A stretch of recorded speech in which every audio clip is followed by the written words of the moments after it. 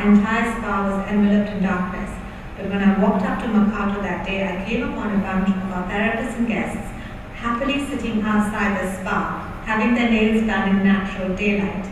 Upon entering the spa, in spite of letting them know that they can close shop and go home because there's no power, to my utter delight, I found I had walked into a fabulous candlelit space with staff and guests determined to complete what they had begun.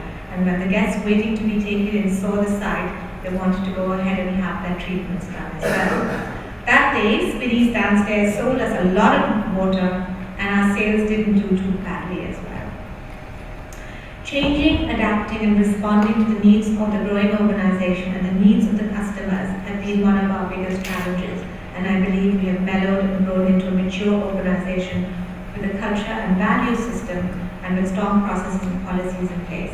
I attribute this to the able and committed team I can rely on.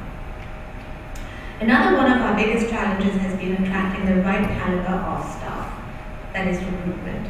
The following is a light-hearted account of what we have faced. Here is Mrs. Smith being interviewed for a spa manager position. So, tell me, Mrs. Smith, asked the interviewer, have you any other skills you think might be worth mentioning? Actually, yes, said the applicant modestly. Last year, I had 2 short stories published in national magazines and I finished my novel. Very impressive, he commented, but I was thinking of skills you could apply during office hours. Mrs. Smith explained brightly, oh, that was during office hours.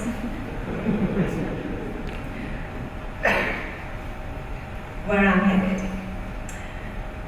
My goals for the next few years are to go regional and achieve regional branding, expand and maintain the same quality, to further improve customer satisfaction and retain a loyal clientele to win the award from the Great Place to Work Institute as a superior employer for the region, to win the Super Brand Award for our industry.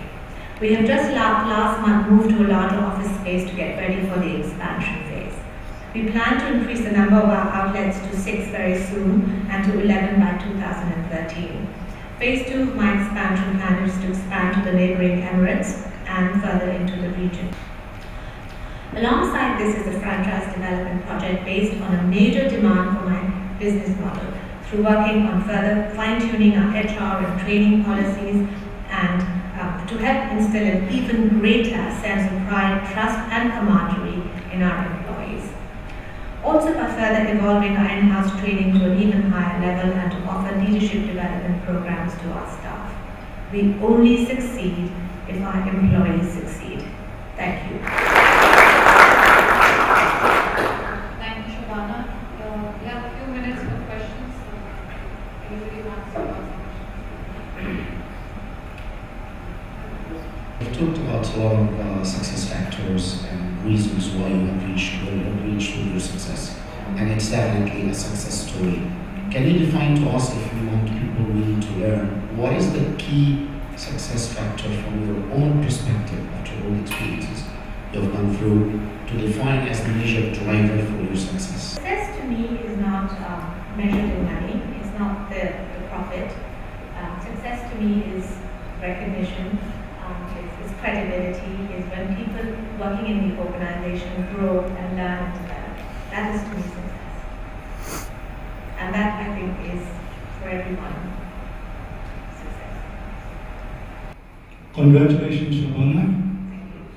I have been listening intently to your speech, a very commendable speech, I must say. However, you did mention a number of times you have been lucky, lucky, lucky. Are you lucky? Or what do you say? What is luck? What is your definition of luck? Like I said, I had qualified that. I've been lucky, but then I think I'm only lucky because I work hard. I think hard work brings you luck, and that's the way I look at it. Does that answer the question? Yeah, it does, in a nutshell. Thank you very much. I would like to introduce our second speaker, Rabia from Bait.com. Bait won in the Business Star of the Year and Technology and Online categories for the SME Advisor Stars and Business Awards. BAIT is one of the most successful job sites in the Middle East, offering a range of end-to-end employment solutions and career planning tools.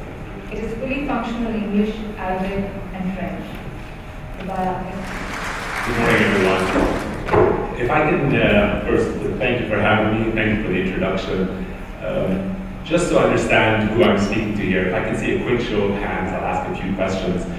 Who here actually works in an SME?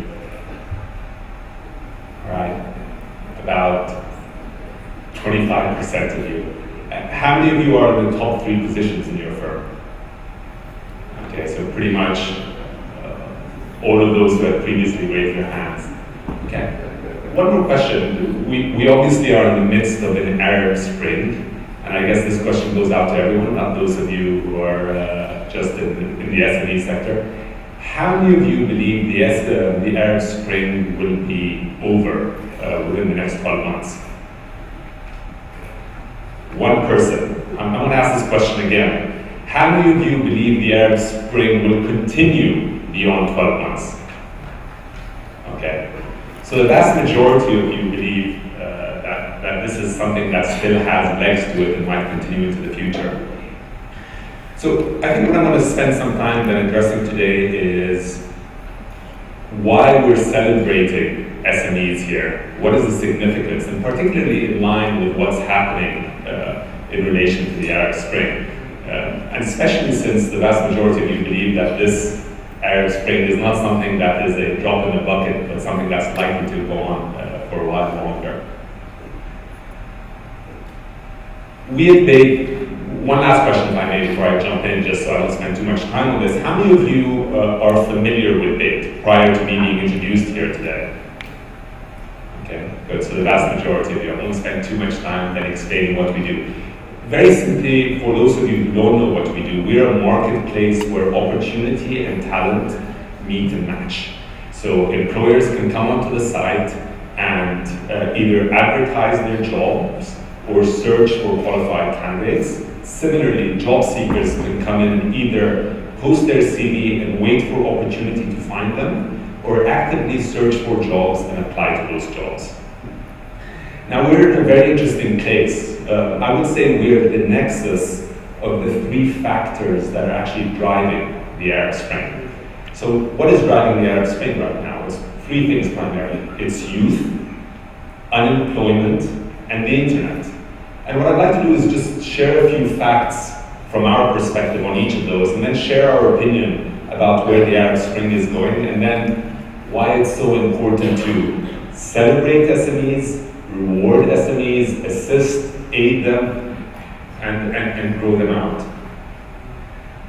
From a youth perspective, the Middle East has one of the most youthful, if not the most youthful population in the world. And to put that into perspective, over 2/3 of our populations in the Middle East and North Africa are under the age of 24. 2/3. When you compare that to the G7 nations, which are the 7 most developed economies in the world, only a third of their population is under the age of 30. So 2/3 under 24 versus a third under the age of 30. Now with that type of youthful population, obviously comes several challenges. The most pressing ones obviously relate to education first, and then employment second. Which brings us to the issue of employment.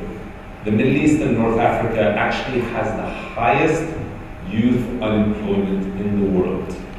So I'll repeat that because people in Dubai have a very difficult time believing that. We have more unemployed youth in the Middle East and North Africa than even sub-Saharan Africa does. Okay? That is the single most pressing issue of our time. A very large population of young people who are not able to find jobs basically means that every social, economic, and political structure that we currently have out there is being put to the test. Now add to that mix the advent of the internet. So about 10 years ago, 11 years ago, the internet arrived into the Middle East. And it arrived with a vengeance. People who historically had a very challenging time sharing information or getting new information suddenly had open access to what was happening all over the world. They were able to compare themselves to people over the world. They were able to share notes about what their lives were like. And very importantly, for the first time ever, they were able to organize en masse without government intervention. And so here you have a very young population who is doing very poorly, who suddenly is able to voice their concerns and get together and talk about what they wanted to do. And so from our perspective, if you put these three things together, and if you ask us at BAIT, do we believe the Arab Spring is going to be over within 12 months? We say, in our minds, almost definitively not. And the reason is, youth aren't going anywhere, unemployment isn't going anywhere, and the internet isn't going anywhere. And our personal validation of this, and I'll give you an idea of the size of our business, we currently have over 7 million professionals who have their CVs on BAIT.com. If we were a country, we'd be the size of Oman, Qatar, and Bahrain put together. If you take a look at us as a working population, we're right now perhaps the largest working population, even larger than the Saudi working population of the Gulf. And that's not just a snapshot in time. We're currently growing at the rate of over 7,000 new CVs a day. So to put that into context, that's 210,000 people a month, 2.4 million people a year at current rates. And these rates are almost double what they were just a year ago. Now, why is that relevant? We compare ourselves to peers all over the world, and we say, how many applicants do we get per job? So our peer in Switzerland, a site called jobs.ch, on average gets 2 to 3 applicants per job. In most European nations, that average is about 20 to 30 job applicants per job. In North America, it's close to 70. When a job is advertised on BAIT.com, and we have more jobs advertised on BAIT.com than any other medium in the region, we on average get over 750 applicants. That means there are 750 people competing per advertised position. And that gives you a feeling for the challenge that not only we have as a business, but the region has as a region. Which then brings me to the question of, okay, things look pretty scary, at least from our perspective, and we see things looking scarier. What is the solution? And the solution is those of you who raised your hands up. So those of you who said early on that you are operating within small and medium-sized enterprises, you are the only way forward for us to get out of this mess. And how do I validate that? So there's a Kaufman Institute in the US, which is one of the top organizations in the United States that studies entrepreneurship. And they recently did a study on the employment market in the United States of America, which is the most developed economy in the world. It turns out that the employment market in the US would have contracted practically every single year since 1977 had it not been for businesses that were younger than 5 years old. So it was basically small and medium-sized businesses that were the engine for growth in an economy and the engine for employment in an economy. And in a region where employment is the single most pressing factor, it is really these small and medium-sized businesses that are our only way out of the current mess. And so I think for the wider population, it is incumbent on all of us, it is essential for all of us to actually try and encourage these SMEs to the extent possible, to grow them, to assist them, to make sure that they are rewarded as and when they grow, because if we do not facilitate their expansion, I think there'll be significant issues for all of us to face in the immediate future. A couple of weeks ago, I was at a summit for entrepreneurship held in Turkey, which was hosted by Erdogan, the Prime Minister of Turkey, and Vice President Biden of the United States. And I was asked the question, similar to the question that was asked earlier today, which is, okay, given that SMEs are the solution, Why aren't there more of them, and what do you feel your secret of success is as a